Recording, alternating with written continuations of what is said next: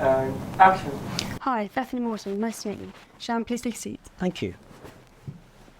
Could you please introduce yourself to the camera?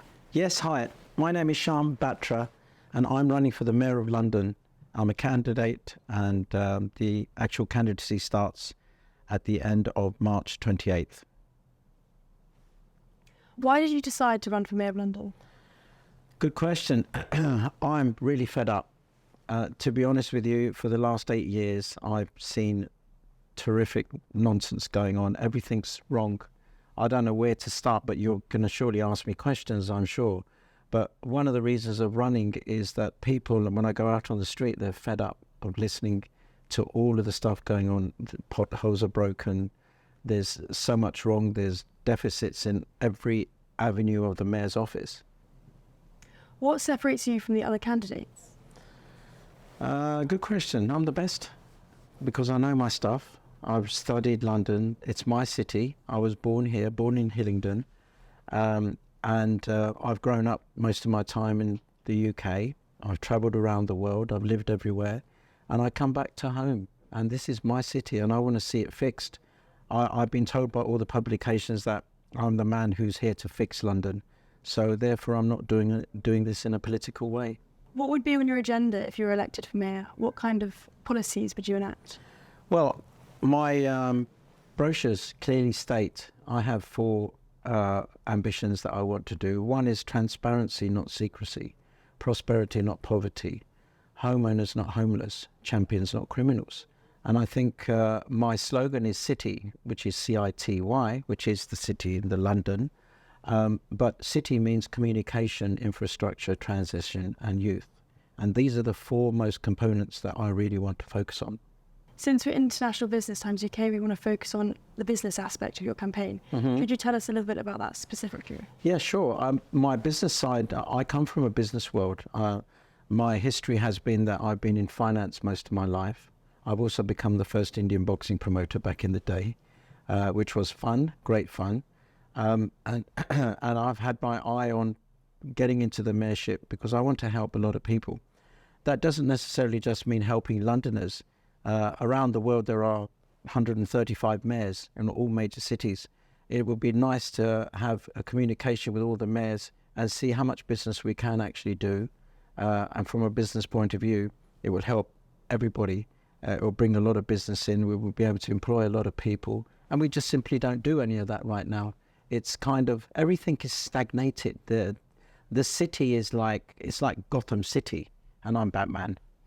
And I need to fix it. This is why I really am not interested in the political world. I'm not interested in getting involved with who's saying what, who's doing what other candidates are going to do. I don't really care. I know that I can fix London, and I know that London is here.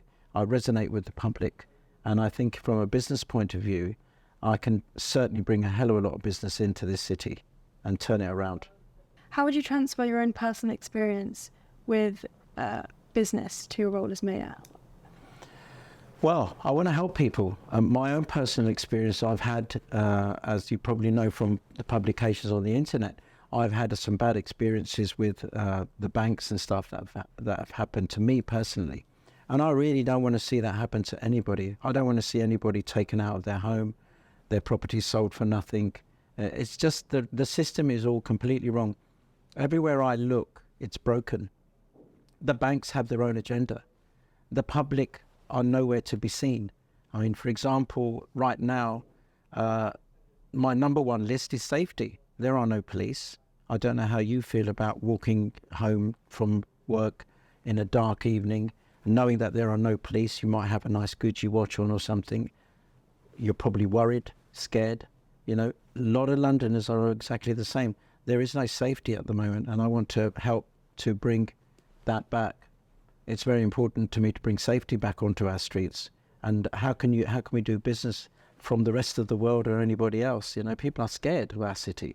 We understand that you're currently barred from being a company director until March 2028 due to some prior rulings. We want to give you the opportunity to address this and any concerns this may bring to the mind of those considering you as the role of mayor. Well, I'm an all guy. Things happen in business, and I've yet to tell my story. And it is quite a long one. As you know, a certain radio station had plastered it all over, but I was going to do it anyway. It's on the internet. There isn't not much for me to say, but it is an avenue that I want to explore and to help people like me that have been wrongly administered with such a ruling. I don't have the time to fix it right now, but I will have the time to do it when I become mayor. It's not nothing that, it's just a normal thing that happens to people in business, you know. Right, let's dive in a little bit further to your manifesto. Mm-hmm. Right. So here we have transparency, not secrecy. Mm-hmm. Could you break that down for me? How will you implement it? Well, for the last 8 years, I've seen no transparency in the mayor's office, just secrecy. When I say that, I mean that, for example, everything that's going on is not open. There's no open door policy. There's no communication with the public, with what they're doing. I'm sure that when he came into power, he would have said, here's my manifesto of 23 pages or whatever it is. He's a Labour Party man. So he's a party candidate. Now, being a party candidate, immediately, I don't think he resonates to the public, because I believe that as soon as you walk into Parliament, they call it Member of Parliament, MP. It should be Member of the People, really, because then how do you resonate with whatever? But, for example, transparency, not secrecy. For example, how many people know, and I'm pretty certain they're going to know on your show today, that the incumbent mayor has a debt currently, as of November 2023, of £15.2 billion. Where's that come from? When 4 years ago, 4 bonds were created, and where has the money gone for those bonds? Now, those bonds are maturing this year. Funny enough, around about the time he leaves. But there is no transparency as to where this cash has gone. And when you talk about transparency, it's a huge thing. I mean, like I said before, I wanted to be transparent with my own situation because it's available. But however, goals are being created from the mayor's office without the public knowing, and it's hurting people in their pockets. Such things as the ULEZ charge. It came from nowhere. And I think the ULEZ charge has been created to fill the black hole, or to help fill the black hole. There's a lot of different pockets that are missing. For example, I think 2 weeks ago, there was the London Underground, £6.5 billion, and we're in debt for the tune of 15 plus billion pounds. Where has he suddenly found £6.2 million to pay for signs to be changed when there is homeless on the streets? There is people that are on the housing ladder. I mean, it just baffles me that we've got a mayor that just doesn't show his hand to anybody and say, well, I use this money for this. I'm going to use this money for that. I'm going to help the homeless. I'm going to help the children that are in need. But it's just money down the drain. And so this is why I've put the first stop, transparency, not secrecy. Then there is prosperity, not poverty. Well, let me talk a little bit about the homeless. I go out in the evenings, I see homeless people. Most of the evenings, give them some food. I'm very grateful that a lot of my colleagues, I'm not sure if I can mention the name of the restaurant that I go and pick up the food, but I go and pick up the food in the evenings, and I go around about midnight, and feed these guys and women that are in little huts that they put onto the street in London and outside in some of the boroughs. It really breaks my heart because I don't know what I can physically do. I'm not in power, and this takes a powerful position to do so. But with prosperity and poverty, what I plan to do is to take the homeless people off the streets. I will find empty houses, empty warehouses in and around London and the boroughs. There are so many properties empty. Why, I have no idea. But we'll give them 3 months notice to get somebody into those properties. If they don't, then we're going to take those properties, whether they're warehouses, whether they're homes, and give them to the homeless. Let them do something. If we can put them into a warehouse and clean them all up, give them a place to stay, some food, and maybe next door create some kind of a business where they can slowly integrate themselves back into our society, because they're now out of society. And to be honest, they all have a story to tell. You know, I spoke to one chap, 16 properties he's had.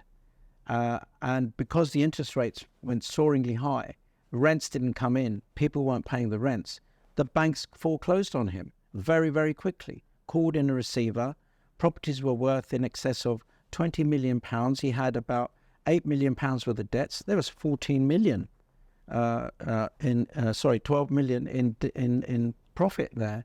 And the banks just sold it for nothing, put him on the street. He's got divorced, couldn't see the kids. He sleeps on the street outside Selfridges. Is that right? It's just wrong. So I intend to do something about that. Homeowners not homeless. Well, in London at the moment, I believe there's about 160,000 people on temporary housing. Temporary housing means that they've been there more than 7 years in temporary housing. A family of four, some of them living in just a one-bedroom place. Husband sleeps on the floor or whatever, I don't know. But this is all wrong. I intend to fix all of this. I'm going to bring in a mortgage scheme, 4% a year for 25 years. And I will not need a lot of information from the public because they're part of our London city. We can find them and we know what incomes they're earning. I'll be able to offer them a loan from the Mayor's office to them and get them up onto the ladder, especially the young kids, people that are coming out of university, starting their first job. They cannot get on the ladder. I mean, in London, Battersea, for example, you've got £2,000 for a room, just a room in a flat. It's a lot of money, I think. But I think we need to change that. And how would you bring that cost down? Well, by introducing a new scheme. It's about time that we start to help the public, you know. Do you have any ideas for that scheme? We're going to create a scheme so people would just pay 4%. So, for example, if you're paying £1,000 a month, £12,000 a year, you'll get £480,000 loan. Okay, it may not be as much to live in London, but you'll be able to find a place, you know. And not only that, with prosperity and poverty, we're going to look at reducing the fares of, I believe the fares are now, and the undergrounds, they've been frozen till 2025, but they already put them up in November last year anyway. So already it's £6 per journey, just one way, £6.15 for a journey. And I'm going to bring that down to less than 50%. And how would you plan on doing that? By bringing it down. It's time. I've been to Europe, I've been to Paris, I've been to Spain, I've been to Italy. The average price of a ticket in those areas in the centre is like €2, €2.50. Some, and the buses, some of them are free. I mean, we need to start doing something for our Londoners. There is a cost of living crisis. So what they keep saying, interest rates are really, really high. Shops have put up their prices 25% because of the wars that have happened. And I don't think it's fair. We still live in England, we still live in our city. It shouldn't have dramatically gone up. And then their wages are really low. If I have the power to increase their minimum wage, I would do that. And what's your opinion on the police situation at the moment in London? Which brings me to champions, not criminals. Well, the police situation, there, as far as I know, there is no communication with the Mayor's office to the police. The police have no morale. The public have no morale with the police. The two don't resonate. And I think, and also all of our police stations have been sold. Where are they going to work from? Are they all going to be working from home? Suddenly an emergency comes, they rush out the door. They've got to wait for their car or two people or whatever the case may be. I don't know. But I think it's chaotic. I feel we're kind of living in a very small Gotham City situation. I mean, the criminals are going out on a free-for-all. They're going to the shops, robbing the shops. By the time the people put the claim into the police haven't even turned up. I intend to change all this. I intend to bring the police back onto the circuit with community police as well. We need to get our city restored. The only way to restore it is by creating security, safety for the public, people like you and me. I don't want to walk alone anywhere. If I've got a nice... What's the point of me buying nice stuff? I can't wear it. I'm too scared. And then there are robberies, rapes, knife crime. It's up. We're the highest knife crime probably in the world. US has gun crime. We have knife crime. How would you go about changing that? Well, it's funny you say that because a few weeks ago, my friend said to me, go and buy a stab vest. So we went and bought 3 stab vests, and we chose some really bad areas. I contacted the police and they said, we don't go there. So, well, give me the address, I'm going there. Oh, you can't go there. I said, I want to go there. You can monitor me, but I'm going there, with or without you. So I went about 2 Sundays ago in the evening. It was really dark, and I saw these 5, 6 guys, all in balaclavas. They saw us coming, and I started to communicate with them. And they said, what are you here for and stuff? I said, I'm here to talk to you. I'm running for Mayor of London. I want to make a difference, and I want to talk with you. I want you to help us. Why is this knife crime happening? And the most important thing you've got to realise is the newspapers show 1 or 2 knife crimes happening. There's actually 5 or 6 in every hospital every night. You know, I've been to some hospitals to see the sick children, give them some toys, but I accidentally went into accident and emergency, and I saw these women crying and stuff, and I was asking what's the problem, and they said that one of the ladies has just lost her son to knife crime. I mean, and there was 5, 6 of these incidents every day happening. They're not reported because it's big news, and the mayor has done nothing about it. I intend to fix this. It is about education. It's about communicating with the police, getting them back onto the streets. I have found a home for them to work from, which I think will work really, really well. And no one's even thought about it. And so I want to be the first chap to come on board after we've got rid of the charges, the unnecessary charges we have. We bring the police straight back onto the streets. It's very, very important for me. The youth at the moment in London have a very small voice. There's a lot of young people struggling. How would you take on that as an independent candidate? Well, I'm glad you asked me that question. Being independent means that I'm not aligned to any politicalness, any political party. It gives me the freedom to do what I really need to do. My passion, one of my passions is to bring 7 to 17-year-old children into our office with their families. I want to do this on a completely daily basis, and I want to suck information out of them. They've got lots of great ideas, lots of great information, and it'll be a great time for them to do that. And with regards to the youth, I'm planning to reopen up the youth centres again. We're going to team up with some brilliant charities I've had some excellent discussions with, and we might do a 50-50 deal with them where we can reopen up all of our youth centres again, from the young to the elderly, even if they want to come in. But if they want to do something specific like acting, music, theatre, they'll be able to do it for a change. It's not a robust thing, and for what, 80 pence, 70 pence, it's nothing a day. It will help everybody, and it will help the young kids get off the streets, because I think the young children are suffering mentally as well. They don't know about mental illness, but they are suffering because they can't go to the teacher at school. They can't speak to their parents. Some of them may be one-parent families, a son with a mother. You know, the communication isn't there for him to talk to his mum. So he'll find somebody out on the street. I mean, in the schools, for example, because London is so vast and varied, the schools have no catering for the mind of a child. Yes, they teach them, but what about like in the US and some of these shows like Billions and that, they had these guys that suddenly lose billions of pounds. I think they've got psychiatrists in the room that they can go and speak to, someone to resonate to talk to. It doesn't happen in our schools. So there's a lot of things that need to be done for the youth. The youth are our future. And this is one of the reasons why I want to bring them to our office and get information from them, get ideas from them. Because one little idea is going to make an entrepreneur money, us money, and them. You know, it doesn't cost anything to help people. The other situation I feel is that with losing criminals off the streets, if we start taking advantage of all of our parks we have, we have 33 boroughs here. And I know you're new here, but we've got 33 boroughs, amazing array of up to maybe 10 million people living in all of our boroughs, from London to Greater London. And there are some beautiful parks. Why are they not used on a Saturday, Sunday? Why is everybody sitting on their phones and not communicating back together again? So there is a lot of segregation here, and I want to bring integration back. I want to bring these people back, and that involves the children, and they'll have a great time knowing that they're able to, you know, circulate and meet other people. One weekend it could be a fashion show, a music show, anything. It's all up to our public what we decide.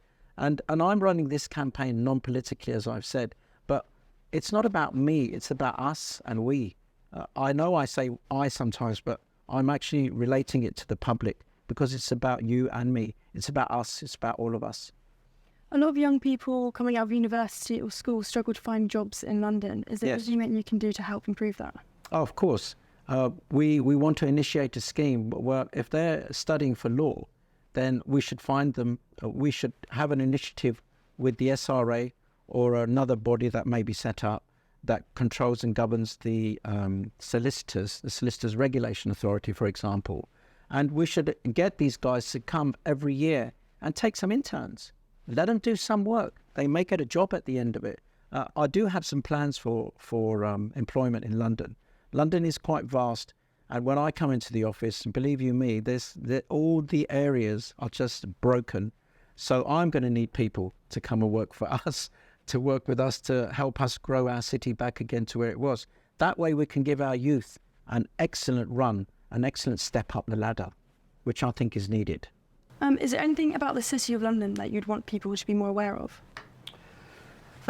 Interesting question. The City of London is not part of London. I don't know if you know this.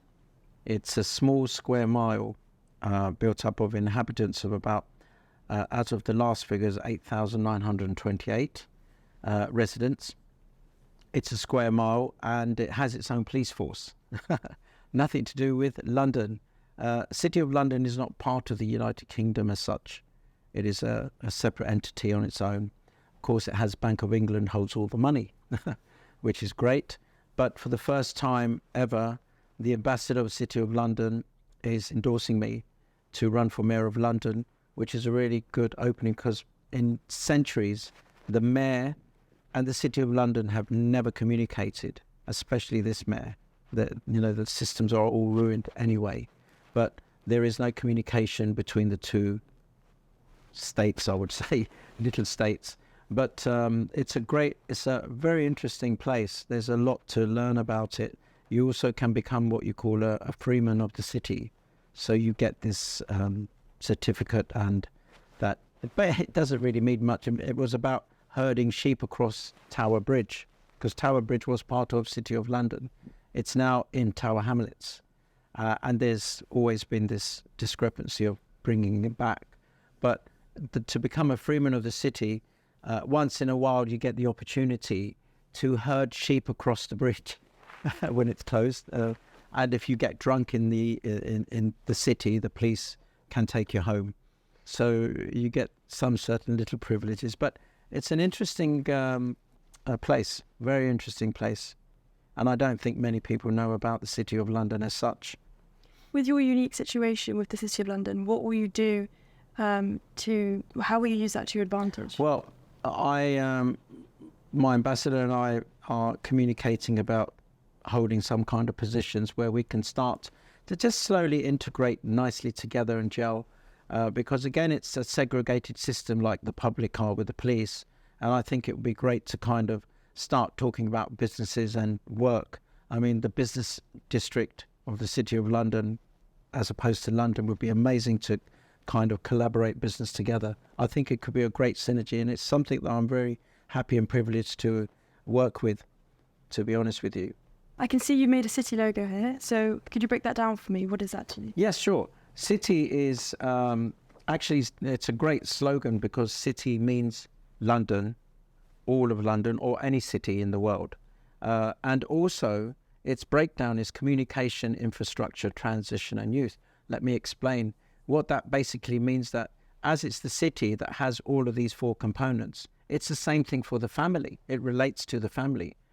Community, communication, there needs to be communication within the family household, within a city. Infrastructure, things like moving from one thing, infrastructure, abolishing things like what I'm going to discuss with you later. Transition, moving from one place to another. Transitioning means growing up for kids as well, and youth. Of course, we have to think of our children. It's very, very important. They're a big pinnacle of our society, and that's what we're all doing it for. So city is my slogan. really. It's my manifesto to start what I'm about. You mentioned abolishing the ULEZ charge. How do you plan on doing that? What's your plan on that? Well, since everybody is complaining about the ULEZ charge, and to be honest with you, I myself, I'm paying about £28 a day just to come to my city. £15 for a congestion charge, £12.50 for a ULEZ charge, which I think was a completely unnecessary tax. It should never have been allowed to the public. And this is why they're in uproar, with cameras watching their every little move, what they're doing. It's diabolical. I'm going to remove it. It's going to go. So you want to remove the facial recognition cameras? That's a good point. I am thinking about it. If the police can make use of it in a different way, because these cameras are actually following you where you go, similar to what's happening in China. And how do you feel about that? Do you feel like that's an invasion of privacy? Hugely. Why should cameras follow you? For what? Yeah, actually, when you get into your car, it actually kind of knows where you're going to go, where you're ending up. It's almost like someone's looking into your maps, because one camera's communicating with the next and the next and the next. They've got your number plate, so they know where you're going to end up. It's an interesting thought, but it's intrusion beyond belief. You don't need this in today's market, in today's society. We're not criminals here. I don't understand why the strength of this is to keep watching you, what you do. They should be watching what's happening with the police outside and saving crime. It's not happening. So I do think it's quite obtrusive. Under your transition here, you have no 15-minute cities. Could you break that down for me? What are you planning with that? Well, it's funny you mentioned that. The 15-minute cities is something that the WEF has created called C40, and it's called C40 cities. I would urge you to certainly look on the internet about it, and then go to all of the TikTokers and see what they're really saying. Basically, you won't be able to drive a petrol or diesel car anymore. You'll have to buy electric. If you want food, you will get a calorie-controlled system sent to you by text saying, this is what you can eat today. This is what you can have today. If you violate any of these things, they'll freeze your bank account. That is the next step. These are stages in which they're going to implement this stuff. And this was signed up by the WEF, and the WEF has signed up with our mayor in London as the chair. And he has gone around the world to communicate this C40 to all of the countries in the world. And most of the countries are looking at adopting it. Now, I am going to abolish it. It is a hopeless position. We are going to be in an open prison, or shall we say a COVID, for the rest of our lives. We will not be able to work unless it's in our 15-minute city. It's diabolical. It's not right. This is not the right thing. And it's been hidden from the public. No one's talking about it. Yeah, I mean, I haven't heard of that before. It's everywhere. It's slowly, because the plan is to start it in London, and then as it starts to grow, it will grow out to the rest of the cities of London, of England, and the same thing is happening in all the other countries in the world. You know, you can't lock people in their houses, and how will people work? The idea, the end goal, is to have one president.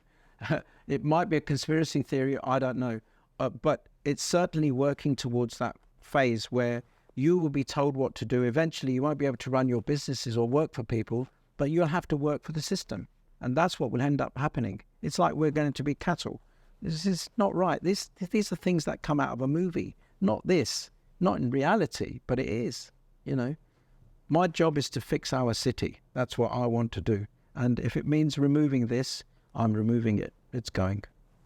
It's not staying. That's why I want the public to vote for me, and because I have a wealth of information and I carry it around in my head, and I want to get onto good publications like yourselves where the message can get out and give people the ideas to say, well, hey, we don't want this. Why didn't anybody tell us? We didn't sign up for this when we voted for our governments to be in power. What are the benefits of being an independent candidate? There are lots. I'm not affiliated to any party, which I'm really happy with. The most thing I love about it is that I can be independent and serve people like yourselves. I want to be the man of the people. I want to be working with our communities and we all work together to build our dreams and goals together. And I think that the goals that I have here are not bad. They're quite good. They bring back normality into society. And right now, if you're a tied agent, like some of the party political candidates are, their allegiance is to their party. That is not to you. As soon as they get into power, they're going to work like our mayor, like the previous mayor. It's always the same. It's time for an independent to come home and fix our city. I want to be that person to fix our city. City is broken. It needs to be fixed. And I want to say I'm Batman being Batra. Thank you very much for coming on to our first episode of the podcast series. It was lovely speaking to you. We've linked your website and your donation link on the video, and we'd love to have you back for another conversation in the future. Thank you very much. I really enjoyed the time with you today. It was great. And I'm Shyam Batra for Mayor, running for London. My website and information is below.